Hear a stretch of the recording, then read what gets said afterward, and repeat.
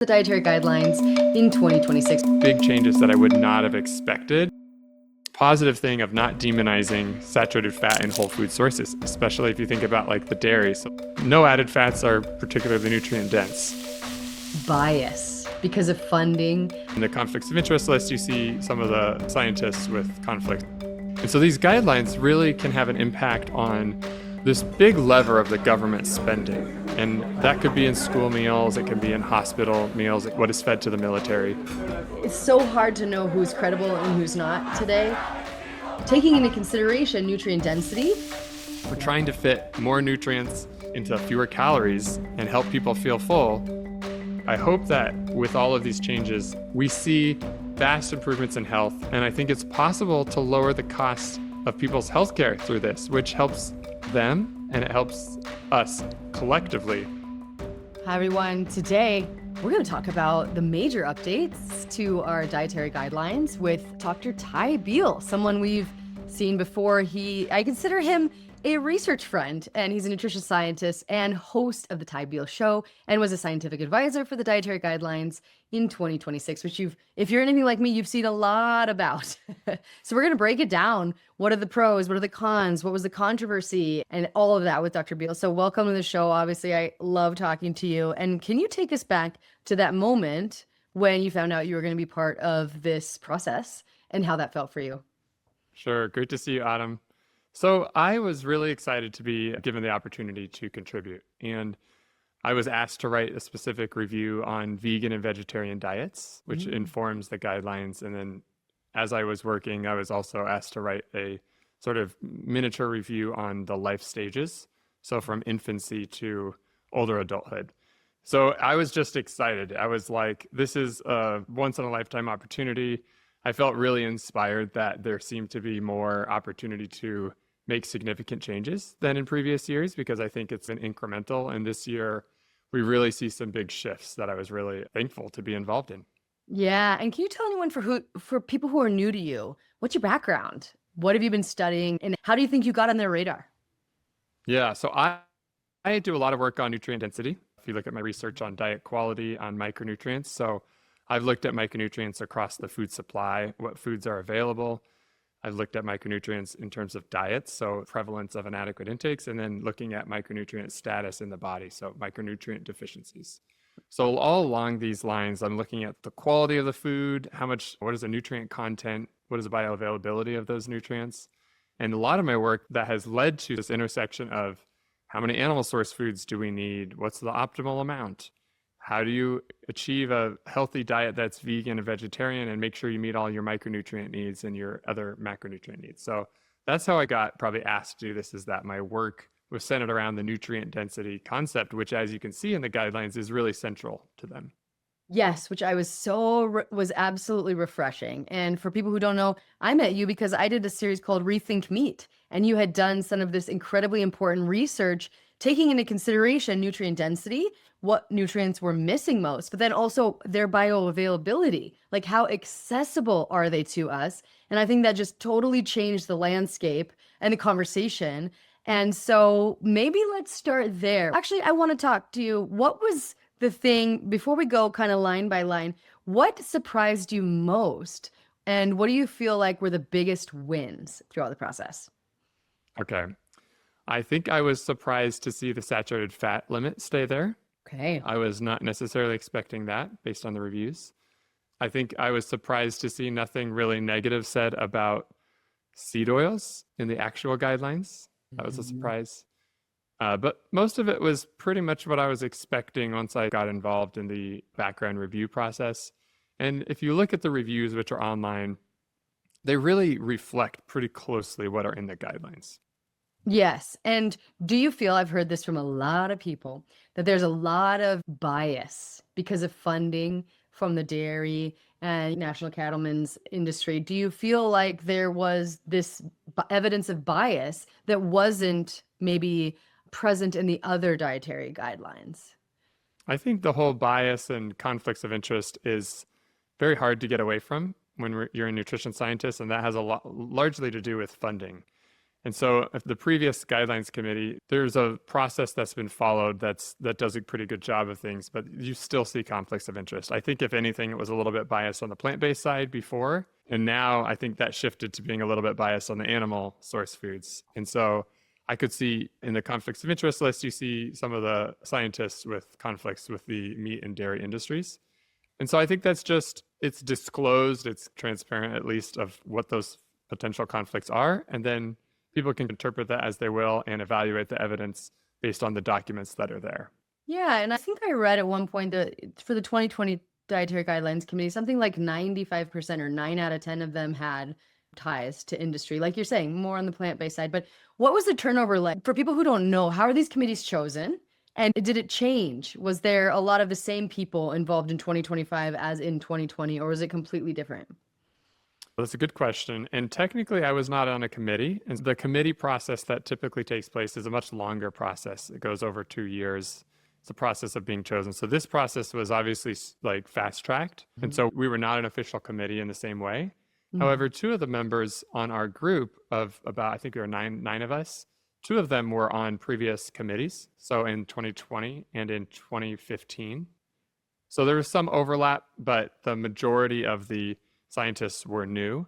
And I think you'll see that in previous years, there is some overlap, but most of the scientists tend to be new. So you see somebody volunteers to do this or joins this process usually once or twice. You don't really see the same people on it every single year.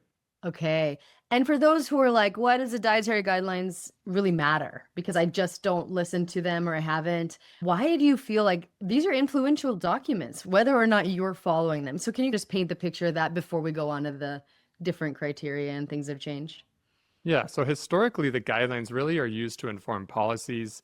So think around school meals, right? The WIC program, different policies where government spends money, taxpayer dollars, to provide food, whether that's through procurement or through assistance through the SNAP program. And so these guidelines really can have an impact on this big lever of the government spending. And that could be in school meals, it can be in hospital meals, it can be in what is fed to the military. So it really does have a big impact on the food system and which foods are supported and invested in. And that sort of can develop an economy of scale, and it can bring down the cost of different foods depending on which foods are prioritized. I love that. Thank you for painting that picture. And boy, do I hope they trickle down into school menus. And that's my big hope. So let's start with nutrient density. So you're the nutrient density guy. And this was a big focus. It went from stay low in calories and low in fat to nutrient dense whole foods. So talk about that a little bit. How big a change do you think that is? And are there going to be organ meats recommended anytime soon? Okay, so I just want to say from the start, if you look at the previous guidelines and even the report from the committee that was previously assigned to this year's guidelines, the word nutrient density occurs very frequently. So that's not particularly new, but there is an emphasis on not just whole food sources of nutrient dense foods, but reducing these highly processed, reducing the refined grains, reducing the added sugars. And so implicit in that is there is a priority of all of these sort of whole food sources of nutrients. And in my review, you can read this in the sort of realfood.gov online in the appendices. I do specifically list organ meats. So that's a win from the community of, okay, we recognize that these are very nutrient dense, especially for certain life stages, right? So for infants and young children, 6 to 23 months, they can be really helpful for pregnant women, for example, as well. Love that. And yes, you're absolutely right. Like fortification and having more processed versions of foods that had nutrients added back in, that is different. Research is showing there's tens of thousands of compounds in real food, and those change dramatically, even based on the system. And so that acknowledgement, that kind of like turning away or just the differentiation, I think is huge. And on animal products that have become prominently featured in these guidelines, was that difficult? That seems like a big change. And also, do you ever think that quality of those animal products will be a consideration? Was it in discussion at all? Yeah, so I think you'll look at the inverted food pyramid and you can see that there's like a big ribeye in the top left corner, right? That's a bit different. Yeah. Now, when you dig into the actual guidelines, they they treat plant and animal proteins as equal. Yeah. And the previous committee had said we really want to emphasize the plant proteins and really limit red and processed meat. So we're saying here it's really about a diverse combination of both plant and animal proteins to your preferences, and unprocessed red meat can be a part of that healthy diet. Processed meat we should be limiting. So those, I think that's the messaging behind it. We do emphasize the whole food sources, so you can see that there's a higher protein recommendation, but it's not saying just take a bunch of protein bars or protein shakes. It's saying eat whole food sources of protein. So I think the emphasis is really clear there. And also on the imagery, you can see the whole foods. You can't, it'd be hard to find some like highly processed food on that pyramid because it's not really there. Yes, I loved that. And so do you think like there will ever be like, oh, grass-fed meat, or it will be different? Or do you think that's just years, decades off? If you would have asked me 2 years ago, if we would have been where we are today, I would have said there's not a chance. There's no way that we would be having these types of policy changes. We have proposals to restrict sugar-sweetened beverages in SNAP at the federal level. Dozens of states have already done that. Dozens of states have already implemented school meal reform. So in my state of Arizona, they have already proposed a legislation that got passed, and it's going to be implemented, I believe, next year, where basically all of the compounds in ultra-processed foods are not allowed. So there's already big changes that I would not have expected. And yeah, so I already forgot your question. I was just wondering if you think they'll ever say grass-fed where you can buy it or something like that. So the big issue with this, I think, is the cost. And that has been discussion if you've seen some of the talk around this. I think I would like to see a shift to, and I think there's some emphasis on the regenerative production, sustainable production. There's a lot of evidence that obviously is good for the environment. And then on the nutrition side, certainly some different fatty acid profiles and a little bit on the nutrient density and the phytonutrients. I think that the economic case has to be there. So you not only has to be viable for the producer, you also have to have this affordable for the consumer. And meat has gone up in price recently. And so there needs to be efforts. Now, some of this can happen through an economy of scale, through procurement, and the more investment that's put into that, hopefully those prices will come down. But I would still guess we're probably a ways off from seeing grass-fed meat available for the whole, everyone can afford it and they're eating it regularly. Absolutely. I totally understand that. But I was so encouraged to, especially with your contribution, that the acknowledgement that vegan diets can be hard and that certain nutrients are harder to get and that you need to be mindful of that. So was this a surprise to you? Because I feel like up until maybe a year ago, this was highly controversial to even talk about. Do you feel like that's true? To some extent. I think there's always been attention to nutrient adequacy in the guidelines, but I don't think that it was articulated this way. And we didn't look across, I don't think, the nutrient dense whole food sources of those. Like you see some emphasis there in the past, but there's also this talk about we need to keep fortified refined grains because there are all these added nutrients that are important. And I'm thinking we also care about metabolic health. So we don't want to just encourage refined grains and add nutrients to them. We want to encourage whole food sources. And then you can also fortify whole grains. So I think that's another change that needs to happen. So the emphasis, of course, to me, it was music to my ears that I was offered this opportunity to write that section in the review. And I think you can see that clearly implemented in the guidelines, that it really says, look, if you're going to choose to eat like this, right? We're not trying to say don't choose to eat like this. There's all sorts of reasons why people do, but how do you do it in a way that's going to be healthful, that can help you meet your nutrient needs? And especially for children who don't have a choice, we want to make sure they're protected. And so we're trying to give some guidance around particular nutrients that are a problem. What type of foods do you try to prioritize, right? And what type of potentially supplementation or fortified nutrients do you need? I loved it. It was one of my favorite parts of the new guidelines. I thought that was so important. So I'm so glad that they chose you to do that. And the other element that I really like was personalization, because most Americans are not metabolically healthy. And like you say, we have these recommendations to have 6+ servings of grain per day, which might actually contribute to worsening metabolic health. So can you talk, I know you worked on that too. So tell us about that. What was the impetus for that change and what were your recommendations there? Yeah, so I looked at across the life stages and gave general advice. Now, there was a section there, if you look at the reviews, where we looked at lower carb diets and you looked at the risks from refined carbohydrates, which I think was really a big win in this guideline. You said it. Previous guidelines said up to half of grains can be refined. Yeah. We had very strong language. So restricting or limiting refined grains as much as possible, added sugars. And when you look at the sort of, there's a little, these are very concise guidelines, but when you look at the bullet, it says there are people with particular conditions. And by some standards, maybe up to 9 in 10 of us are not metabolically healthy. So that's the majority of us. And I think that it's nice to see for the first time a recognition that maybe low carb can actually be helpful for certain people, right? It's not saying everybody needs to go low carb, but talk to your practitioner about maybe considering a low carb diet. That's totally, I think, valid and really good to see in these guidelines. Yeah. And I think, how do you feel? Because I know you do a lot of work with Kevin Hall's work and his research about low carb versus like low fat, calorie control. Do you feel like both can be helpful, or one shouldn't have been emphasized? Or are you pretty happy with the low carb recommendation around that? That's a good question. I think that I, in general, feel about the evidence that both work well for different types of people, right? Some people thrive on the lower fat, higher plant-based diet. Other people thrive on the lower carb. I don't think there's any reason to try to promote one or the other. I think that the point here was that higher carb was already allowed. It was, if you looked at the number of grains, it was already a very big proportion of the diet. So I think it was okay to mention the low carb option specifically because of that background context. But in general, I think the guidelines, you can eat, according to the guidelines, you can still choose low fat dairy and lean meat, right? You could choose a vegetarian diet. And I think the point is just to say, you can also choose a higher fat diet that maybe is lower carb or maybe even keto. I think that sort of flexibility is really important. I do too. And I tend towards the low carb, and I feel like it has been very helpful for me. But I know I'm like wading into the research on the other side too and realizing, okay, different things can work for different people.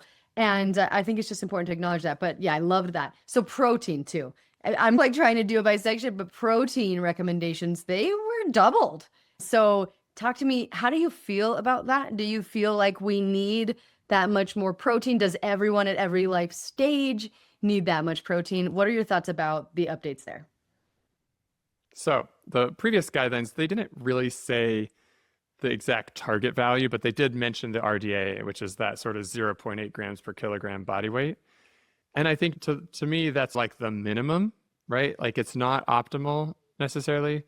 I think that when you look at optimal intakes, that's what this guideline in the review really attempted to do. Don Lehman and Heather Leidy went through and reviewed the evidence. And that suggestion of 1.2 to 1.6 is really trying to say, look, optimal intakes are very different than the sort of minimum amount. And there's a lot of reasons for that. There's body composition, right? We have poor metabolic health. Protein is the most satiating nutrient, right? We're trying to fit more nutrients into fewer calories and help people feel full. Whole food sources of protein is a good way to do that. So I actually really like the guideline of that 1.2 to 1.6. I know some people have criticized it for being too high. I've actually heard some people criticize it for being too low even. Like, why would you put an upper range at 1.6? So not everyone in the US is like a bodybuilder or an elite athlete, right? You could go to 2 or 3 if that's your focus, right? So I was happy to see it. I think in general, you look across the life course, certain populations need more. And I think the big one is the older adults, 65 and older. You really don't want to go too low on protein for that group. And you have lower calorie intake generally, and you have much more loss of that lean mass. And so upping the protein during that life stage, I think, is probably the most important. Yeah. And what is Dr. Beal eating protein wise? Like, how many grams are you opting for? And are you of the opinion that both plant and animal proteins are interchangeable? What percentage, what is your ratio that you're working with if you have one? I don't track it. I could tell you it's probably pretty close to half. I typically have for breakfast, I'll have 3 eggs lightly scrambled with a little bit of cheddar, and I'll have some Greek yogurt, just plain whole Greek yogurt with some frozen fruit. So right there, that's a lot of protein. Usually for lunch, I'll have some sort of protein-rich food item, whether that's a plant like a legume or a soy or some sort of nuts and seeds, or some meat or some fish with some non-starchy vegetable, and then usually some sort of starch. And then dinner, it's usually something. So I really do try to have some sort of protein and some fiber-rich, typically vegetable, as my sort of emphasis when I eat. I probably am moderate carb, But if I was to guess, I would say I'm within that 1.2 to 1.6, Yep. probably closer to the 1.4 range or so. And I typically feel better when I eat a decent amount of protein. And if I don't have enough protein, I notice that I get hungry faster. So Yes. if I eat a low protein meal, it may be an hour and a half and I'm trying to work and I'm just like, I can't do it. I need more. And so I'll go back and need to eat something. So for me, I think the interchangeability, it depends on the person, and I think it depends on the quantity of protein. So if you're getting close to that 1.6 grams per kilogram, I think you could go a lot higher in plant foods, plant proteins, and not really have an issue, because once you get up to that range, you're not as likely to have a limiting amino acid. But if you're going lower in protein, and certainly if you're going like at the RDA of 0.8, I do think you want to be intentional about combining if you're going to have sort of a grain and a legume together so that you have more of a complete protein. For the vegetarian pattern, I think the eggs and dairy can be a really good source of that. So even if you think about just adding a little bit of animal protein to every meal or at some point in the day, that can really help some of those shortfall nutrients if you're eating mostly plants. I love that. And has studying nutrient density changed the way that you eat and the proteins that you choose? And also, are you working out? So you're eating that. Are you adding a little resistance training? Do you think that's an important thing too, in addition to just having more protein as we age? Yeah, I think it's probably more important to have resistance training than to have protein. I like that. When you talk to the experts like Stu Phillips and others, they really emphasize that resistance training is king or queen. But I think that, and that's actually important for the messaging. I think when we're recommending these 1.2 to 1.6, there's an implicit, you need to be exercising and there should be some strength training there. Yeah. And I think that was one criticism of some of the scientists, to say, you don't need that much protein unless you're really strength training. And I'm like, we all should be strength training. And Right. So I do what I do is daily strength training stuff. So before lunch, I'll do some pull-ups and some push-ups and a little like deadlift.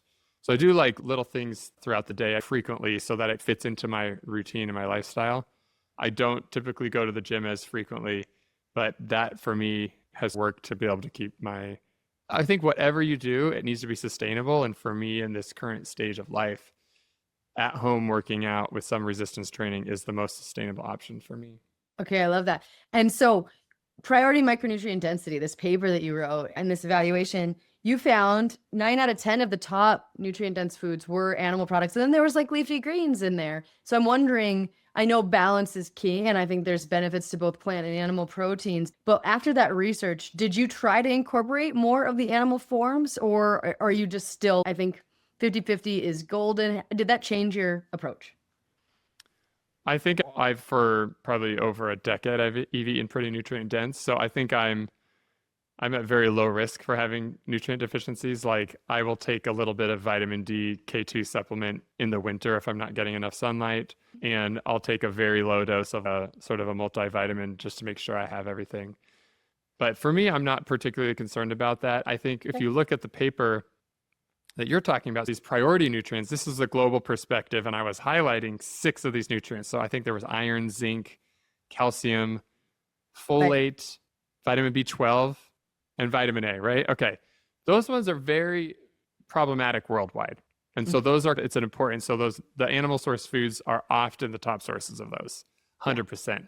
I think one thing to think about in the US context is that if you look at nutrient inadequacies, it's actually some of the plant-based nutrients that are often lacking. So potassium, magnesium, vitamin E, vitamin C, fiber, Yes. very often underconsumed. And so for me, it's like there's just this very clear complementarity of animal and plant proteins. Love it. I think that I do get concerned if you're going really carnivore, that you're going to be lacking some of those nutrients, right? Like, how are you going to get enough magnesium? That's going to be hard. So I think in the US context, I'd love to see people embracing that. Now, I completely understand and support that some people with extreme metabolic conditions or autoimmune diseases, they may need to go really strict with low carb or even carnivore. Like in rare cases, some people actually do better on a full carnivore diet. So I know that there's exceptions, but I think when you're thinking about, for most people, I think most people would benefit from adding more whole plant protein sources to their diet. Love it. Thank you for that nuance. That's so refreshing. And let's talk about saturated fat. So there's a cap there, right? There's always been a cap there, but I feel like research in that area is evolving. Whole Food Matrix, American College of Cardiology acknowledges like saturated fat in different forms has different effects on the lipid profile, potentially heart disease risk. What are your thoughts on that? You said you were surprised. Take me through your thought process and maybe even the process of that recommendation. Okay. So just also to be clear, like when we're writing the background reviews, they're separate from the guidelines. They inform them, but we don't really write the guidelines. Yeah. So I think what I saw from the review was there's not strong evidence for the 10% cap on saturated fat. Now, the review also said there's not necessarily strong evidence against it. And I think that's a gray area of what do you do in that situation? So I'm not sure all of what went on behind the scenes for that recommendation. But to me, I was a little bit surprised to see it just because of the review, right? I was like, okay, maybe this will be removed. I'm not sure. When you think about the actual guidelines that are in there, I think there is this at least positive thing of not demonizing saturated fat in whole food sources, especially if you think about like the dairy. So the full fat dairy as being an option, which it doesn't say everybody has to eat full fat dairy. It says you may eat full fat dairy. And then the unprocessed meat with some saturated fat, the whole egg, right? Those I think are really positive things. And now there's been a lot of talk about, look at the pyramid, there's a big stick of butter there, there's the big ribeye. How are you going to meet within, right? And I think that's valid. Most people, I think, in the US consume more than 10% of their calories from saturated fat. But if you look at what the guidelines recommend and the actual serving sizes for the protein food groups, you really can construct diets. I did 2 examples where I had sort of one example with full fat dairy, a 3-ounce portion of the ribeye, which was a serving size there, and you had some egg and whatever, and you can stay within that limit, or you can go lower, maybe reduce fat dairy, right? And then you can have a little bit of meat and egg and added butter and avocado or olive oil. So there are ways to do it, but I think it's a valid concern for some people. First of all, how do people know what 10% of their calories are from? Most people don't know. Okay, so how many grams? If I eat 2,000 calories, is that 20 grams? They're not thinking that way. And so I think that's not particularly actionable, but for policy implementation, it can have an effect. Now, I think that there's a policy that was recently approved that says, look, full fat dairy can be in schools, and that's not going to be limited by the saturated fat limit. Yeah. We'll see what pans out. But I think to me, it's still consistent, while I understand there's some questions about, is the 10% cap the way to go? And how do you do that if you're eating all of these animal proteins? Yeah. Do you think it's important? Are you capping yourself at 10% of saturated fat? Do you think that will ever evolve? I think this is very individualized. Okay. So yeah. I don't know the exact numbers, but a fair amount of people, I think their ApoB will get raised, or their LDL. I say ApoB because that is a more accurate marker of the more harmful lipids. And so I tested myself. Like, this is what I did. I typically eat probably over 10% or close to the 10% of saturated fat through whole plain yogurt, through eggs, and then through some meat, okay, and a little bit of butter. So I ate that way consistently for a long time. I tested my lipids, tested my ApoB, tested my triglycerides. I changed my diet drastically and very strictly for 2 months. So what I did is I took out the eggs. I ate oatmeal instead. I basically did a lot more legumes and whole grains. So I did non-fat yogurt if I was having yogurt. I did only lean meat or seafood. And I upped my sort of lentils and beans and whole grains. And what I found after 2 months was my LDL went up a little bit, but my ApoB stayed exactly the same. So to me, there wasn't any increased risk for me being on a higher saturated fat diet with the lower carb. Now, what's interesting is that, guess what happened to my triglycerides? They went up 50% with the increase in whole grain and legume consumption. So I think for me, I felt pretty confirmed that I can keep eating my sort of whole food sources of saturated fat. And what you mentioned, I think you mentioned the milk fat globule membrane, and then this whole food matrix or the dairy matrix effect. studies do show that the whole food source of the saturated fat is typically better than something like butter.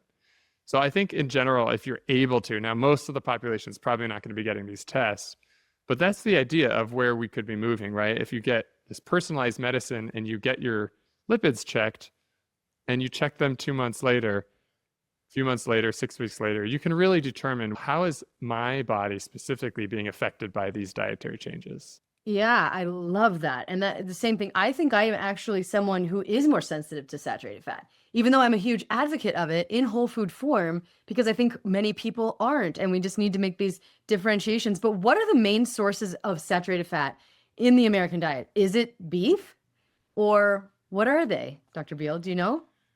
My understanding is that it's, first of all, 60% of calories are from ultra processed foods. So right there, it can give you a bit of a hint. But my understanding is that it's a lot of these processed, highly processed foods. So things like pizza, lasagna, whatnot. But then dairy does contribute quite a bit as well. Yeah. So do you know off the top of your head the numbers? I don't have them. I don't either, but I know it's like mixed dishes, pizza. Like, I don't think it's like a steak and broccoli. And I do know that dairy has, like you said, the milk globulin protein, and dairy sometimes is associated with reduced risk of certain illnesses. So dairy is definitely different, a different type of saturated fat. And I also think steak is very different than, say, an oil that's rich in saturated fat, or a cooking. We're taking these extracting stuff. I think that's just an important consideration. So do you have anything to say about that? Yeah, I think that's a really important point. And there is an emphasis on whole food sources of fats. I think that's stated there. When you see the added fats, one of the things that I think could be misinterpreted is have as much fat as you want, have as much added fat as you want, like butter and tallow, just go nuts. And I think if you're going keto or low carb, there are some people who can get away with that. But like in general, it's much healthier to have the whole fat dairy, yogurt, for example, than the butter. Like having a tablespoon of butter is not going to be the same for you. So I do think that there should be this emphasis. It's the same thing with tallow. Like I think having a steak, having some red meat is going to be a better source of that because of the food matrix and the other nutrients combined than just having the tallow. And there's very little nutrients in tallow and butter. It's not like you're getting a lot of your nutrient needs met through those. Yeah. And I thought it was interesting, and I wonder if there was conversation around this. Yes, butter and tallow. They didn't mention anything about veggie oils, which I'll talk to you about in a second. I know you have a very nuanced perspective there. But in terms of, and they did dissuade people from eating a lot of fried foods. But when you're cooking foods at a high temperature, do you think this is a win recommending tallow, for example? Or do you still think like tallow's not something you would have emphasized, or butter? What are your thoughts on those two specifically? Okay. For taste, if you're cooking something, I do think butter tastes better than most oils. Okay. In terms of the health risks, to me, I think the ideal oils for high heat cooking would probably be avocado oil, high smoke point, monounsaturated fat. So I think there's probably an advantage of cooking with something like avocado oil and probably even olive oil. But I do think there's also concern with the oxidative damage from these oils with high and essential polyunsaturated fatty acids. So I do think that there's a case if you're cooking with high heat, I think adding some butter or some tallow could be fine. I just wouldn't go overboard, especially if you're not having a keto diet where you need a lot of fat. I wouldn't go overboard with the added fats in general. No added fats are particularly nutrient dense. They don't contain very many micronutrients. So I would encourage the whole food sources. Yeah. I love that. Yeah. And it's not like I'm taking tablespoons of butter. I'm not doing a keto diet. Some people might be, but yeah, I think that was important to emphasize. And also, I was surprised there was no mention of seed oils. What was that like? Was there an advisory process around seed oils? I know you're very balanced in your approach. Maybe talk about, I heard rumblings that they would be considered toxic, or that there would be more conversation around it. What happened there? Do you know? Yeah, that's an interesting thing to see as well. There was a review on oils, on fats and oils. And so you can look and see the evidence around that and what was stated. In the guidelines themselves, there's an omission of mentioning seed oils, but there's not negative statements about seed oils. So I think it's probably some sort of compromise process or some sort of, I don't know, process that was determined to be the best route forward. I was a little bit just curious to follow what would happen with that. And I think the fact that you see olive oil prioritized, even ahead of or you could add butter or tallow, I think that's a positive, because I think there could have been this extreme of seed oils are toxic and you just need to have butter and tallow on everything. So I think this at least is probably some sort of middle ground there. I don't know what you thought about. How'd you feel about it? Yeah. You know what I was only wishing is seed oils, when they're heated, it's just, they're dangerous. I do feel like that's not really debatable. And so I wish that we would emphasize frying seed oils, which happens all the time. Maybe not a great route, but that was my thoughts. Do you feel similarly that? I would have liked to see a different recommendation for oils or fats to cook with versus adding on fresh. Because like you're saying, you could have some flax oil or something on a salad, and that's fabulous. I think that's a great topping for a salad. But yeah, you don't want to be deep frying with them. We know that's very clear that those oxidative byproducts can be dangerous. So, what I did like though about fats too is the omega-3 recommendation, because I know before polyunsaturates were one category. And so now they're calling out the omega-3s. Do you have any backstory or thoughts on that? I was very excited about that. I was excited to see that. I did write in this section on the review for different life stages, and specifically recommended that sort of seafood-rich omega-3 and the DHA and EPA. And I think that was really good to see that taken up. I think there's been, for pregnant women, for example, there's been overblown concerns around mercury. And I think that was tempered a bit. And I think the risk is higher to not have the omega-3s than to have the fish and worry about the mercury risk. And in general, you can see there's the lower mercury options suggested, like sardines or salmon or trout, things like that. So we're not recommending like women should just go eat swordfish every day.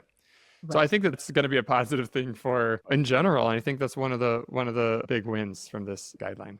Absolutely, because so many people are deficient in omega-3 fatty acids. And so I was really excited to see that people are starting to understand very different categories there.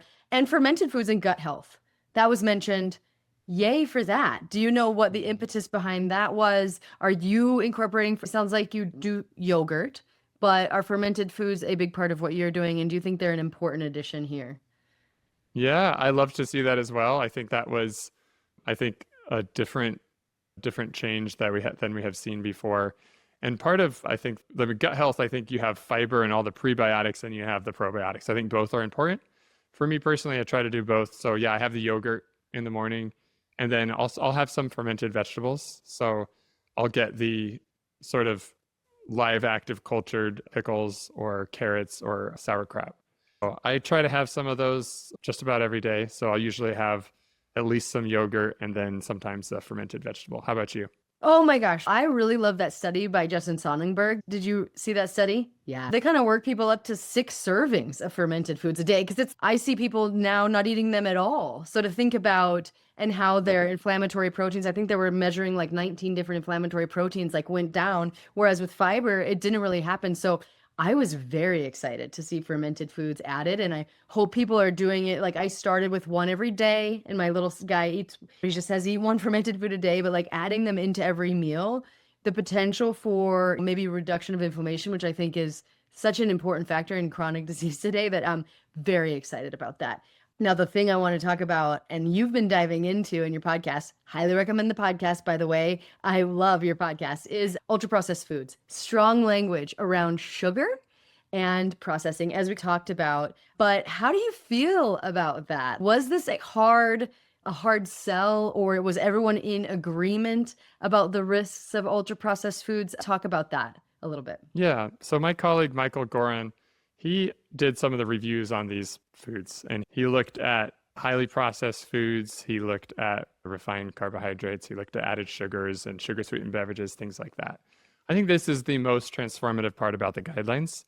Now, previous guidelines, they never said just eat a diet high in ultra processed foods. Like they didn't say that, but they didn't say specifically don't eat highly processed or ultra processed foods. So I think the fact that these guidelines show the evidence is just very clear, a diet high in highly processed foods is harmful for so many things, from diabetes, heart disease, cancer, you name it, right? Just overweight, obesity, etc.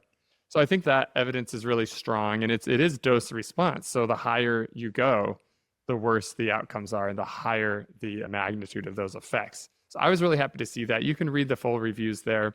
You'll notice if you look at the background review document, it really combines Nova 4 foods, which are the typical ultra processed foods, with Nova 2 foods, which are the added ingredients.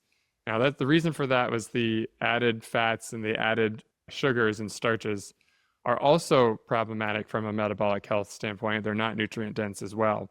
And so that was included. And if you notice in the guidelines themselves, there is no specific mention of ultra processed foods. And so I think there is still, the USDA and the FDA had a call for comment on developing a new definition of processed food, highly processed foods or ultra processed foods. So it's probably an ongoing debate and needs to be worked out over time.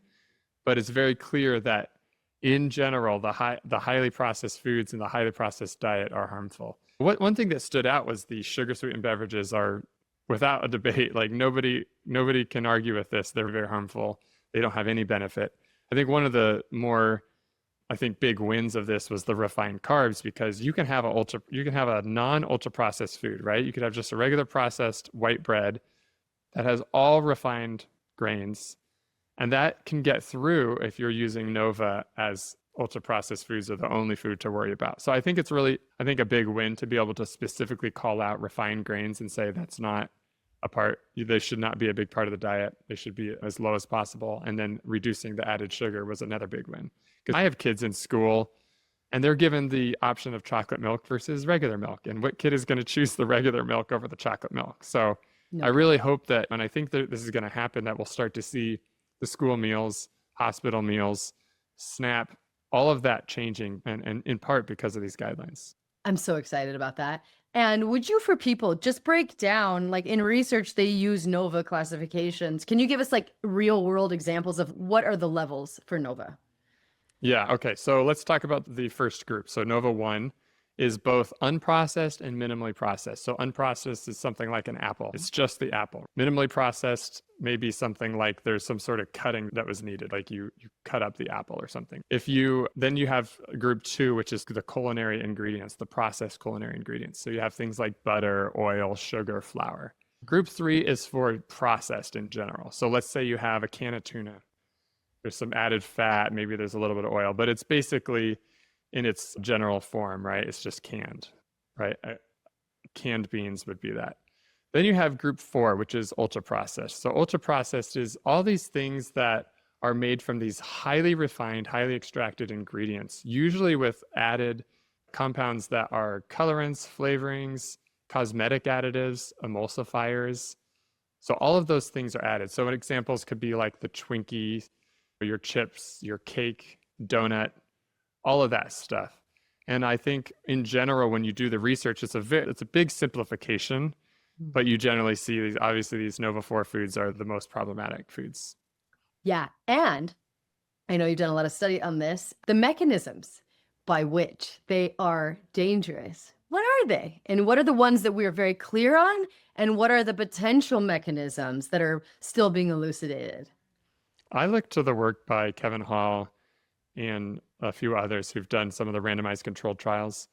I think that from my understanding, one of the biggest drivers is the energy density. So how many calories does it have, right? These foods, the water is extracted. They're very quickly dissolved. So you don't need to chew them very much. There was actually a study in Japan that did a randomized controlled trial, and it found overconsumption of these ultra processed foods and half as many chews as people who were chewing regular minimally processed foods. Wow. So the chew, that could be part of it. The other factor is what's often called this hyperpalatability, where there's an appeal that we keep craving these foods, we eat them and we want more. We can't stop because there's hedonic factors that keep us wanting to eat more. So they could be low in protein. It could be the form, right? Like they dissolve quickly. It could be the texture.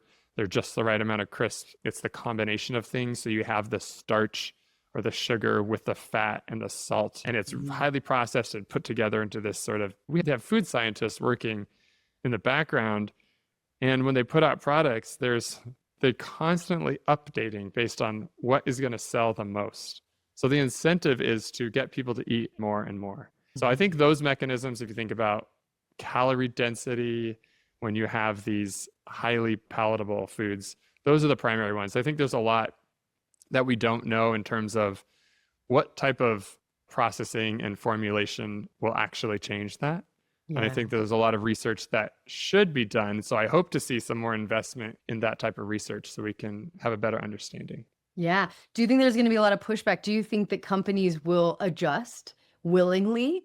Or do you think there is going to be some sort of like uproar and resistance for these major food companies to these guidelines? Have you heard anything about that? I don't think the food industry ever just easily gives in to things. They have to be made. So they have to be incentivized. And I think there's sort of two ways to do that. You have the carrot and the stick, and we need both. Mm-hmm. So I think food companies will do whatever they can. They're very good at this, of formulating foods that somehow pass the guidelines, but still appeal to people's ability to overeat.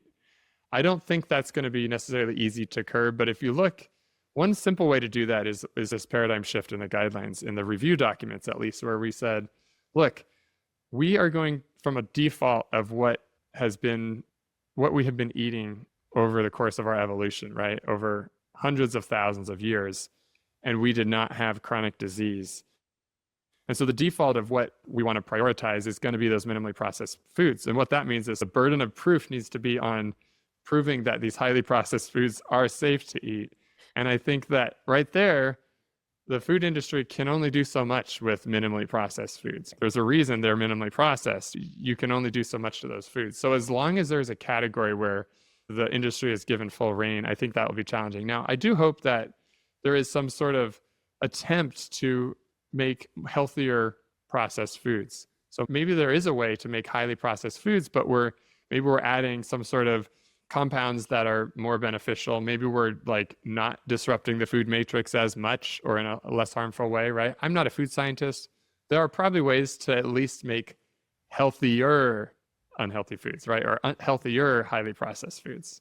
I love that. Yes. And I mean, there was even that, I think it was Chris Van Teleken, his research showed that you can have processed foods if you're following these healthier dietary guidelines. And I think that group still lost weight, even though they went to the minimally processed thing. So I really love this discussion around like responsibly processed and how do we change the way we're processing. And I also really love that the sugar recommendations, like specific recommendations for like yogurt. And I just think that is going to be the signal to industry that we need to finally have broader changes in the food supply. Two more questions.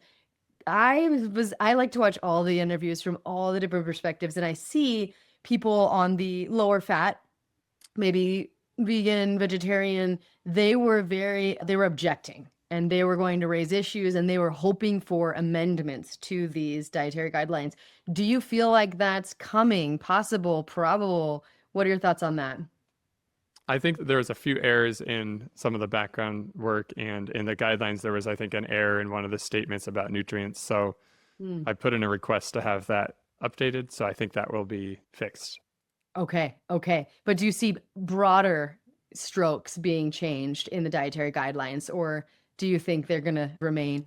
No, I think the guidelines are pretty clear, and the big picture is not changing at all. I think the idea behind the vegan and vegetarian sections is really to say, how do you do this in the right way, prioritizing nutrient density, paying attention to nutrients like B12, calcium, right, iron, other nutrients, vitamin D, that are often lacking in these diets. So I think the intention is to emphasize sources of those nutrients in whole plant foods, or if it's vegetarian, then in the eggs and the dairy, and then we need to work on safety nets, so supplementation or fortified foods. So if you're going to have a plant-based milk, for example, it would be better to have a calcium fortified plant-based milk than not, because it's really hard to get your calcium needs met if you're not having dairy. I love that. And for me, I think some people argue that the changes weren't that big from prior dietary guidelines, but for just the focus on processing and the focus on sugar and the acknowledgement of it's hard to get all your nutrients when you're not including animal products, I think are huge. I just think the implications are huge for just those two changes alone. So I think if everyone followed these guidelines, I think we'd be doing really well. I'm excited for the possibility. Do you have any final words, anything that surprised you that you'd like to highlight around this conversation that we haven't talked about? I think it's just about what happens next. So I really hope to see action, and I'm starting to see policies come up. We've seen a lot of action at the state level. Now I think it's time for stronger action at the federal level. So I really want to see the restriction on soda in SNAP at the federal level. I think that'll be a big win. I want to see the school meals really take away the sweetened milks. I think that'll be a big win. And if we can actually produce, now this is a big challenge. How do we go from where we are, which is these really highly processed foods, to a wholesome diet? It's not going to be easy. Right. A lot of schools don't have infrastructure. They don't have staff. They don't have training to be able to do that, right? They may not even have a kitchen to produce the food. So they struggle. And I think I would love to see just a lot of support. So governmental support, state-led and federal. So I think that both of those can play a role. And I hope that with all of these changes, we see vast improvements in health. And I think it's possible to lower the cost of people's healthcare through this, which helps them and it helps us collectively. If we have this huge healthcare spending that's just out of control and we start to eat healthy, that can actually save us money in the long run. So I think people wonder, how are we going to get all this done? It costs so much money. And I think we're already spending a lot of money on healthcare that is preventable. So let's fix the diet and we'll fix the cost of things. Oof, I think that's great. And it makes me very excited too. So my last question for you before you tell us where to connect with you is just, what do you think if somebody is just wanting to improve their health, what are the 3 biggest needle movers that people could do today, whether they're related to the dietary guidelines that you've maybe implemented? What do you think are the most impactful steps people can take? I think number 1 is to really limit the highly processed foods. So all of those foods, it's hard to do, but if you limit those in your house, so if you don't have the cookies, you don't have the chips, you can't overeat them, right? If you only surround yourself with more wholesome options, and then you consider those highly processed foods as a treat, or if you're on the go and you need something, I think that if you do, that's going to be the biggest benefit. And then I think if you go to another level, if you can reduce the refined carbs, I think that's going to be a huge thing. Because right now, I think 87% of the grains that we consume are refined. Oh, no. So it's a big change if people just simply go to the fully whole grain. Now, there's a lot of marketing where companies can get away with saying something's multi-grain, it sounds as whole grain.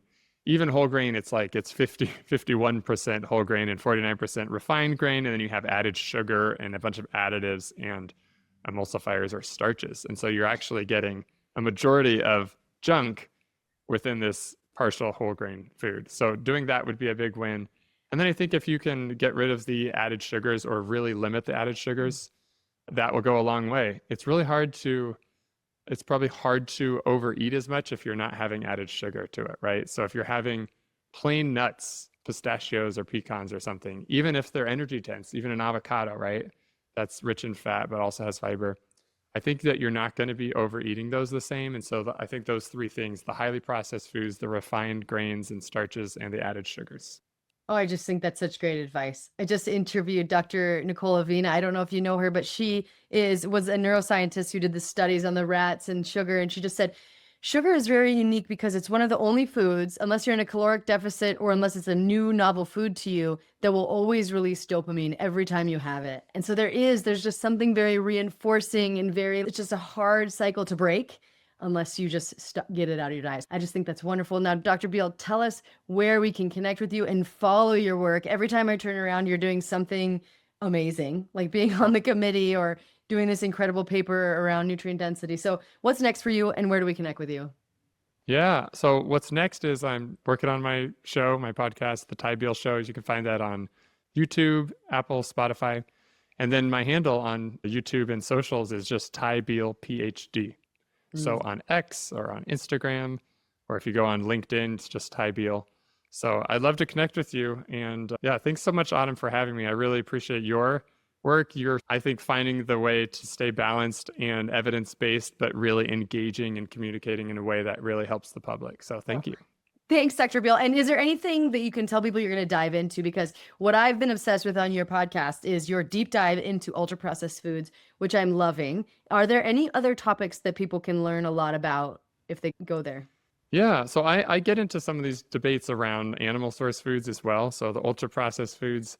So we'll see some folks who are really on the plant-based side of things. We'll see people who are more on animal side of things. And then in the same way on the lower carb or the higher carb. I really like to get people who are reasonable experts on different sides of those things so that we can hear, I think, more of a balanced discussion around the different views. And then in terms of my research, I have a paper coming out soon on alternative proteins, on the nutrition and health impacts of that. We did a big review on that. That'll be out in any a few preliminary, weeks. any like tidbit you can give us? Yes, it's mixed. So there's positives and negatives. There's some potential benefits to chronic diseases, non-communicable diseases with some of these plant proteins, but there's also some risk of lower nutrient density, lower protein quality, et cetera. So stay tuned for that. It's coming out in the Lancet Planetary Health. And we're always putting out different work on diets, what people eat. We're putting out a paper on fortification so we can see how much of an impact can we actually address the nutrient gaps with fortification. Yeah, lots of interesting stuff. As I say, in this time, it's so hard to know who's credible and who's not today. And I just want to say you're as credible as they come. You're doing this research, global research. So just thank you for that. I'll be tuning in and everybody go check him out. Thanks, Ty. Thanks, Autumn.